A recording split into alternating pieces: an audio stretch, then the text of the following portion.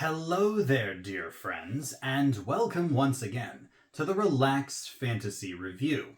Today, we are finishing our series in the Player's Handbook on the subclasses of this brand new book. We have finally reached the end. There are 12 classes in this book and 4 subclasses each, a very convenient number. And today we are talking about the last wizard subclass in the book, the Illusionist. Wizards are already one of the most powerful classes in D&D.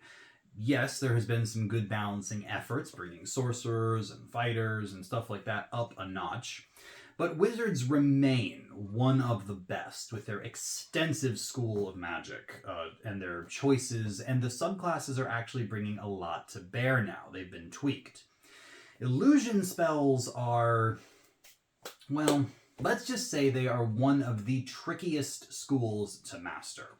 Not just because the spells themselves require a creative mind to properly do their thing, but also because they can be incredibly DM dependent.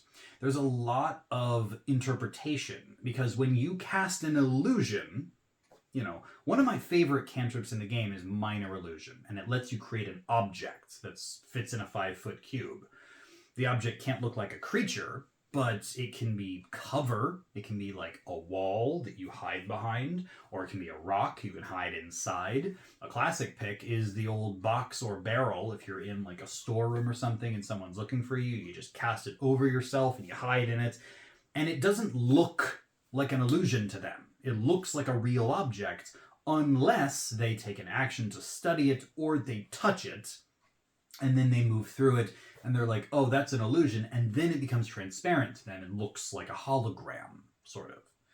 But whether or not an enemy would know to do that, it depends on the DM. There's a lot of DMs who say that, magic is common in the world, and illusions are things that spellcasters use all the time, so no matter what you do, creatures are going to be looking for illusions.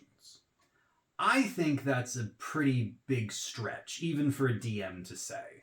I think that if you've made something that obviously doesn't match, like if you're in a room filled with tables and chairs and, other furniture, and you make a boulder appear, yes, that's suspicious.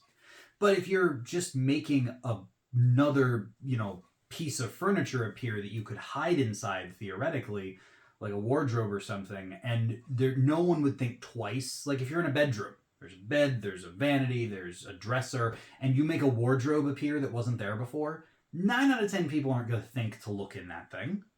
They're just going to look in through the room, and they're going to well, it doesn't look like anyone's been in here, and they're going to leave. And that's going to work. If you're in a room full of boxes or barrels and you make one, why on earth would someone who isn't holding like a list of resources in their hand and then checking and counting the room, why on earth would they check every individual barrel for you? That doesn't make sense. I think that illusion is immensely powerful. I love it when my players use it, because it is one of the most creative solutions to so many problems. The Illusionist wizard, on the other hand, obviously they want you to use illusion spells, but their subclass features actually change the game quite a bit by taking illusion out of the realm of DM interpretation and actually making it practical and useful in any player's hands. How do they do this? We'll get into the details here in just a sec. Before we do, though, I'd like to let you know, Relaxed Fantasy Review has memberships. For just $1 a month, you can support me here on YouTube and get a couple benefits. First, you get a little badge next to your name in the comments, letting folks know you're a supporter. Also, you get early access to my videos. I upload videos Monday, Wednesday, and Friday, and I upload them a day early for members only. And finally, if you're a member of the channel, you get automatic VIP access in the community Discord. Anyone can join the Discord. There's links to it in the channel description and the video description. But, you can come on in, chat with D&D. There's a small community of people in there. Everyone's great. And if you're a member, you get VIP access. So that means you can come talk directly to me. You can ask me questions about D&D, about my videos, about your campaign, your character concept, whatever you like. And I'm happy to talk to you. If any of that sounds interesting to you, you can click the join button. It's just down there next to the subscribe button. And if it doesn't, that's fine. Just being here at all, watching the videos, liking and subscribing to the channel, these are great ways to support me. So thank you for watching my content here on YouTube. Alright, all wizards get their subclass at level 3 now. That's a change from 2014. So at level 3, you choose Illusionist, and you get 2 features. First, Illusion Savant. This says that this is different than the old Illusion Savant, which just saved you gold and time when you were copying spells. Now it says whenever you gain a new level of spell slots, you get to add an extra spell from the Illusion School. Now, this again is very dependent on how much you want to power up your illusions. At level 1, you can get Disguise Self and Silent Image, both of which are very, very useful spells, and of course Minor Illusion. At the higher levels of play, like, yes, the 3rd level spells, Hypnotic Pattern and Fear, those are both illusion spells, so that's really nice. And it starts to kind of drop off, though. Level 5, you've got, like, Seeming. At level 6, you've got Programmed Illusion, which is good. Please don't get me wrong. Programmed Illusion is great. But Major Image back at level 3 could do a lot of stuff that Programmed Illusion can do, maybe with a little less programming, per se. And then as you get into the higher levels, like Simulacrum is a broken spell, which is also an illusion spell, ironically. But other than that, and Simulacrum is one of those which is pretty, like, often banned at tables because it's too good. But yeah, there's not a whole lot of good illusion spells at the high levels of play. It's mostly the lower levels where this is going to benefit you. Still, it's going to let you pick up spells you probably never would have touched other than with this Savant feature, and you're going to have some toys to play with. And at the lower levels, it's just going to, especially 3rd level. 3rd level is one of the most strenuous spells because you only get to pick 2, and you've got such a list. Fireball, Lightning Bolt, Counterspell, Fly, Haste, Slow, an amazing list. And Hypnotic Pattern and Fear are great ones on that list, but just getting to grab one of those in addition to Fireball and Counterspell feels really good. So I'm going to give Illusion Savant 9 out of 10. Really handy at the low levels of play, drops off a bit later on, but by that point, you know, you're already reshaping reality, so who cares? So I'm going to give that 9 out of 10. The other thing you get is Improved Illusions, and this gives you quite a few awesome benefits. First, you can cast illusion spells without verbal components. That's awesome. Because if you're hiding somewhere and you want to use like Minor Illusion to distract somebody, you still have to cast the spell, which means you have to speak, because verbal components are a thing. And that could give away your position pretty easily, because you have to say words in the arcane language, and people might hear you. This says, nope, you don't have to speak at all. No verbal components for any illusion spell ever, which is awesome. It also says if an illusion spell has a range of 10 or more feet, so basically anything that isn't immediately in front of you, the range increases by 60 feet. Not to 60 feet, by 60 feet. So now your minor illusions can be done 100 or so feet away. That's awesome. Finally, and this is the part that really gets me, you know the minor illusion cantrip. Probably knew it already. And so it says, if you already know it, you get a different one of your choice. So, hey, if you've been using Minor Illusion since level 1, no problem. Just grab another spell that you like. Finally, the cantrip doesn't count against your spells known. Awesome. You can create both a sound and an image with a single casting of Minor Illusion. Minor Illusion can create an image. Can't be like a creature, but it can be, you know, an object. And it can make a sound. But you have to pick, normally. The Illusionist wizard doesn't have to choose. They can make an image and a sound. And it doesn't say they have to be in the same spot, either. So in theory, you could create an image in one spot and a sound in another. That could really be some fun. And finally, you can cast it as a bonus action. Okay, now we are doing great stuff. No verbal components, extended range, sound and visuals, and it's a bonus action instead of a full action. This takes Minor Illusion from already one of the best spells in the game for a creative player and amplifies it and turns it up to 11. This is insanely strong. Yeah, it's mostly buffing Minor Illusion, but Minor Illusion's great anyway. Now I would say that this version of Minor Illusion, if you pair it with like an attack-based cantrip, you're going to have your enemies confused all the time. I'd be throwing out illusions of like other attackers. Like maybe you can't throw out creatures, but you could throw out like the sounds of clashing swords or footsteps rushing into a room. That will throw your enemies off guard. I would be creating objects like above their heads that are precarious. You could try to distract them with that. Or you could just create cover with a bonus action for yourself. You know it's an illusion, so you can see through it. Your enemies, if they don't see you casting the spell, and again, you don't have to speak it, so there's a chance you may be able to do it without them noticing that you're doing it, and you make a subtle change to the environment, which gives you cover, but they can't see you behind it, but you can see through it. That's advantage right there. And they can't hit you. This is so good for a creative player, and I think that it is a 10 out of 10, hands down. It is, and I might be a little biased because I love Minor Illusion, but I find it hard to imagine that this is not going to make a significant difference for the whole game. So yeah, 10 out of 10. Next, level 6, you get the power Phantasmal Creatures. You know the spells Summon Beast and Summon Fae. Not normally available to wizards, so that's nice. You got some summoning magic. Whenever you cast either spell, you can cast it as normal, so that's just summon magic. Awesome, and that's fun. That's a really nice thing to use your concentration on if you're just trying to deal more damage. However, when you cast a spell, you can choose to change it to an illusion. So now, no verbal components. And the summoned creatures appear spectral, so it looks like you're summoning ghosts, ghost animals, or ghost fae. When you do this, you can choose to do it without using a spell slot. However, when you do that, it reduces the creature's hit points by half. So if you're summoning a beast, its stats are largely based on the spell level you cast it at.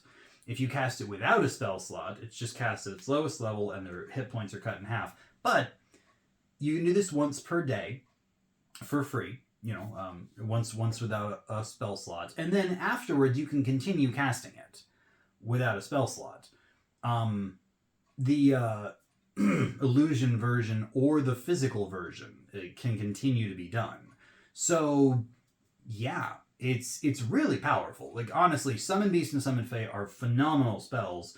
And while it might not be the battlefield shutdown of Hypnotic Pattern, it is certainly going to be helpful. Summon Beast's a second level spell.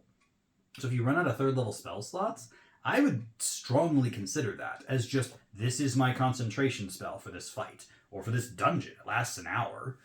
And if you want to make it spectral just for the fun of it and make it an illusion, that's fine. It doesn't reduce the hit points unless you're doing it with that free casting.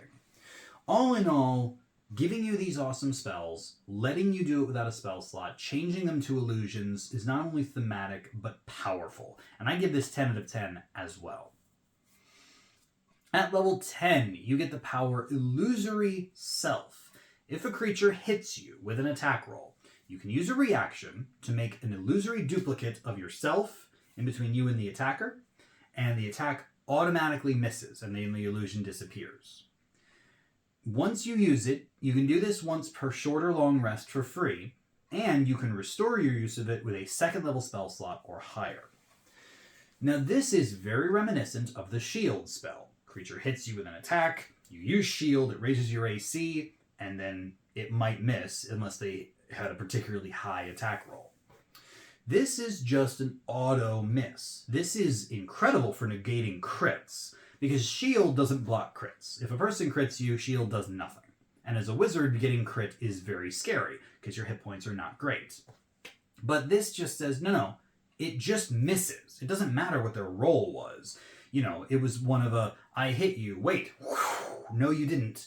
It went through the illusion, and I was just a few inches to the left, or whatever. Like, that is a really cool power to have. And it only costs a 2nd level spell slot. I would call this like super shield, because shield's a 1st level spell slot, and you're going to want to use that more often. But on those rare occasions when a creature shield won't block the attack, this will. It's just one attack. Shield, on the other hand, blocks like a bunch of them, theoretically. So, you're still going to want to have shield, but this is going to save you. And you get 1 free casting of it, or 1 free use of it, rather. And then a 2nd level spell slot is well worth having an auto miss in your back pocket for an emergency. I think this is 10 out of 10. I really do. I think this is such a good feature because it's like the shield spell, but better against one powerful attack. And that is just really, really good because shield's already amazing. Finally, at level 14, you get Illusory Reality, and this is such a cool feature. When you cast an illusion spell with a spell slot, so this doesn't work with minor illusion, you can choose one inanimate, non-magical object that's part of the illusion, and make that object real. You can do this on your turn as a bonus action while the spell is ongoing. Most illusion spells last for a duration, and a lot of them you can change. You can manipulate them and make them move around. And now, as a bonus action, you can create an object that is part of the illusion and make it real. It remains real for a minute. During that time, it cannot deal damage or give any conditions, so it can't crush someone. You can't make a rock fall on them and make it hurt them. You also can't knock them prone. You can't poison them with a poison gas cloud or something. One of the example that's given here in the feature is that you can create an illusion of a bridge over a chasm, make it real, cross the bridge, and then after a minute, it goes back to being an illusion. So if enemies are chasing you, or if you're fighting on the bridge, in initiative order or something, as long as everyone's off the bridge that's an ally to you when the minute is up, suddenly the bridge becomes an illusion and everyone falls through it. Cool concept. But it goes so much further than this. There is a real possibility that you could create a box, a big wall of adamantine or something around your enemies. Even if they know it's an illusion, they aren't thinking, oh, this is an illusion. I can see through it. It's transparent. And then as a bonus action, you're doesn't matter. Now it's real. Now it's actually real. And they're stuck. They can't get out of that thing because it has become real. Being trapped in a box is not a condition. That's just a position on the battlefield. And for the next minute, that box is not your concern anymore.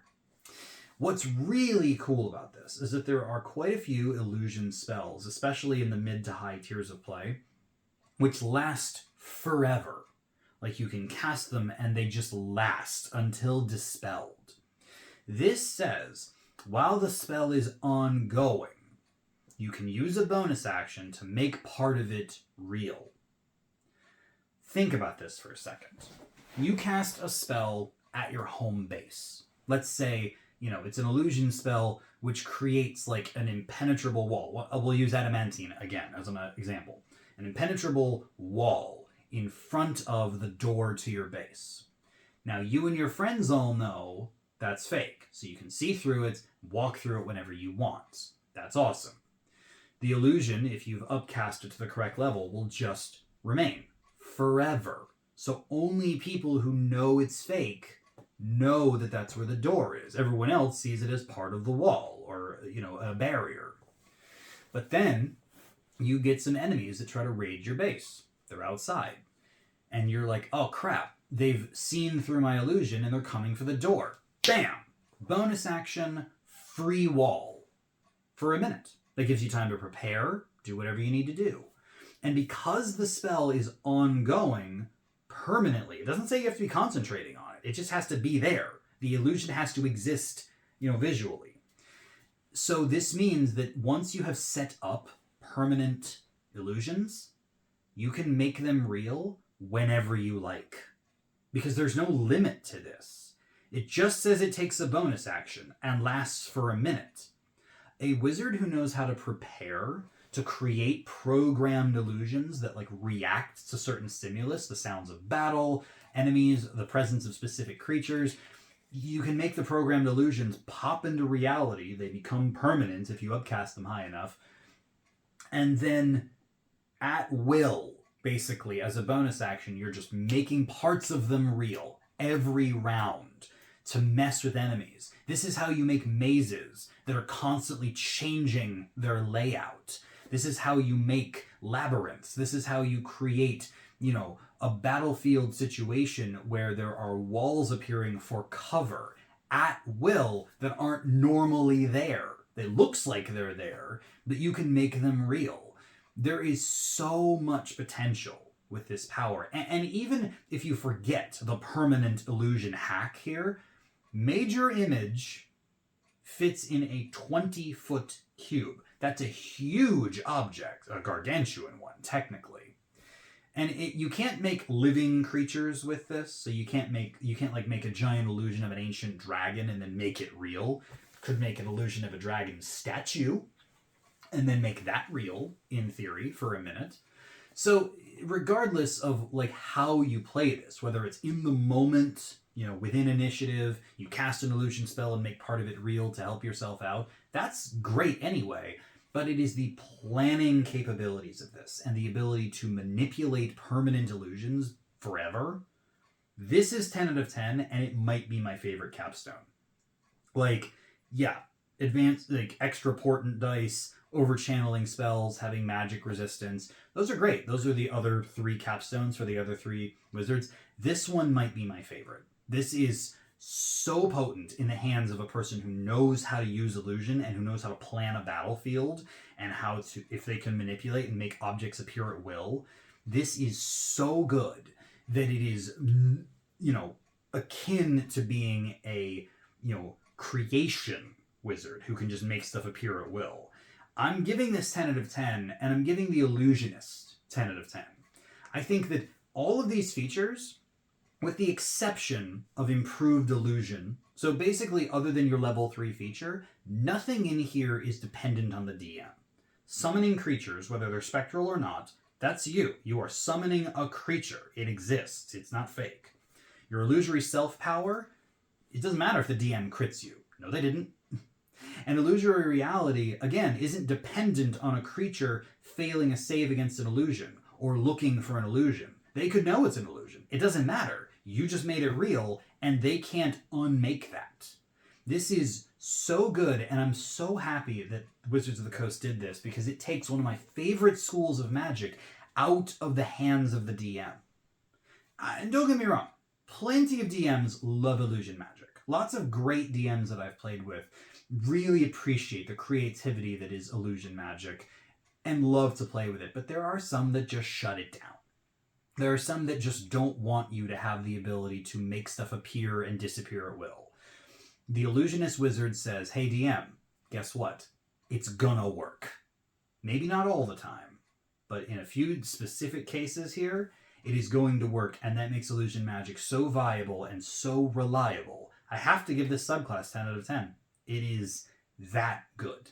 I think that this is going to be a big game changer for anyone who wants to play with illusion magic and has a real tough DM to sell this on. This is your subclass, so get on it. 10 out of 10 for the Illusionist Wizard.